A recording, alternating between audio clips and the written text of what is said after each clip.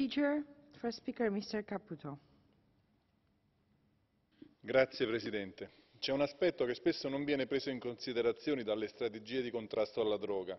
Non si tratta delle tecniche repressive, ma della valutazione dell'impatto ambientale della lotta alla droga. Tra il 2001 e il 2013 oltre 700.000 acri di foreste in America Latina sono stati distrutti per far posto a piantagioni di cocaina.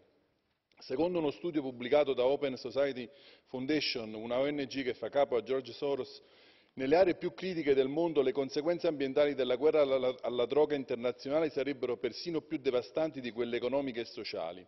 Solo l'ennesima dimostrazione di come le sole politiche repressive siano solo state una scelta antieconomica, garantendo laudi guadagni a produttori, broker e trafficanti. Per questi motivi ritengo che la prossima sessione speciale dell'ONU debba tenere in considerazione anche questa nuova questione, sollevata dai rapporti indipendenti di diverse organizzazioni. Solo in questo modo sarà possibile affrontare gli effetti deleteri della guerra alla droga, tenendo conto di tutti gli aspetti e non solo di quelli repressivi.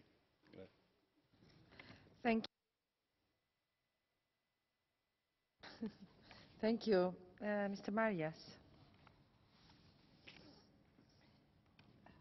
Ευχαριστώ κυρία Πρόεδρε. Σε μια φάση τεράστιας παγκόσμιας οικονομικής κρίσης, φτώχειας και ανεργίας, σε μια φάση έντασης των παγκόσμιων προσφυγικών και μεταναστευτικών ροών,